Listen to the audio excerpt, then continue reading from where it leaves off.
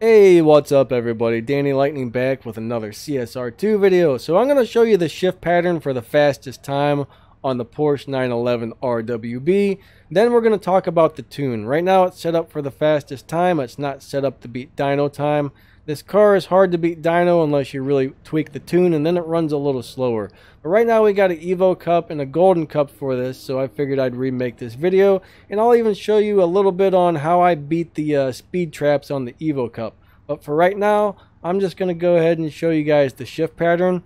So you're going to let go of the gas right around number 2 to get a perfect start. All good shifts after that.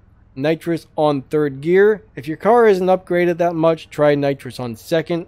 As I've upgraded this car, that's one thing that's changed. Sometimes I had to do nitrous on 2nd, sometimes on 3rd. Right now, nitrous on 3rd is working best for me.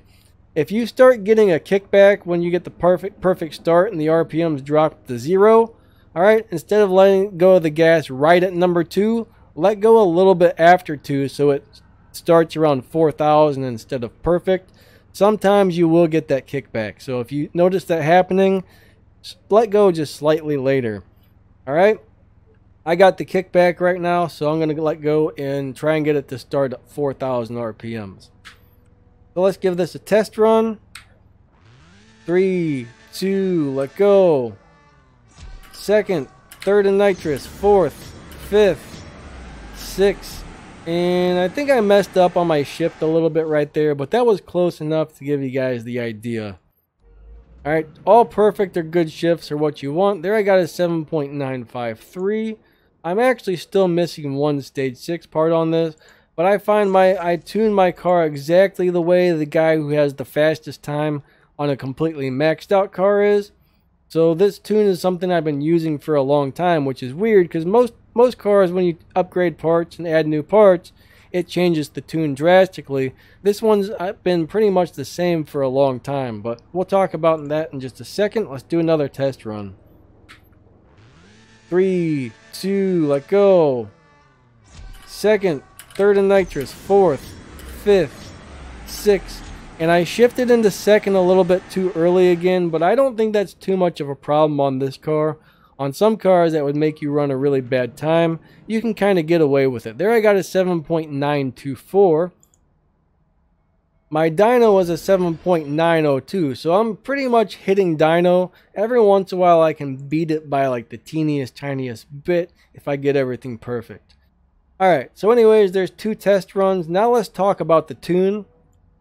Okay, this is one of the few cars where you can probably just copy the tune. As long as you got a few stage 6 parts in this, you might be able to just copy my tune. Normally you can't do that because sometimes you add a new fusion part or a stage 6 part and your nitrous was here, now it ends up here. Alright, it can drastically change your tune, but this is one of the few cars where everything basically stayed about the same. Alright, so on this one, nitrous all the way up.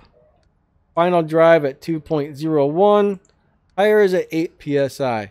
Now I'll put a link to how to tune your car, a link to a video on how to tune your car in this video's description, just in case you don't know how to tune a car and this tune is not working for you.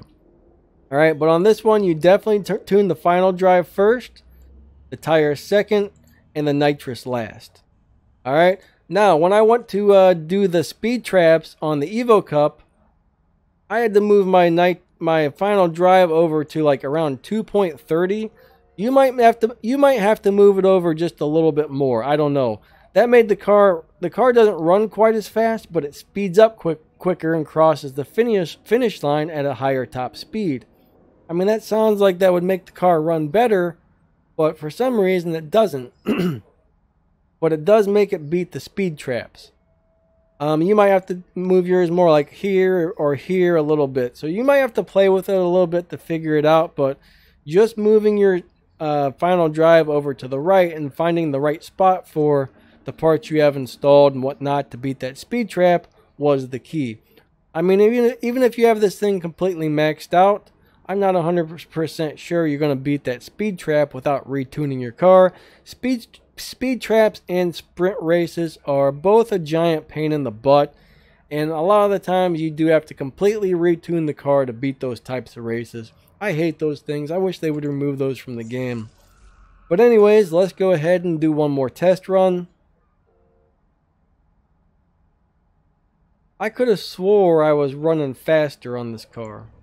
I thought I was running like an 8.7 and I'm doing 8.9, so that's weird, but I don't know, maybe my memory is just serving me incorrectly. 3, 2, let go. Second, third and nitrous, fourth, fifth, and sixth. And I think that was a little bit better right there. Let's see if I ran a better time or not. This car is really touchy on where you shift it, I think. 944, still a really good run. Usually I run about 7.95 to 7.98 or so on average. But every once in a while I'm lucky and I hit like the 7.92s like you see on that video. So anyways, hopefully this covers everything you guys need to know on this car. If I remember correctly, if I move my final drive over a little bit to the right, I can get this car to beat the dyno time, but you kind of got to play with it. I can't remember exactly where I had it. Right now, we're not worried about beating dyno for live racing. We're worried about the shift pattern on how to drive it and the tune to get the fastest time to beat the Evo and Golden Cups. And I did make a video on the Evo Cup and the Golden Cup and the Prestige Cup for this season, which is season 86. Alright, I'm going to go ahead and end this video and catch you guys later. See ya.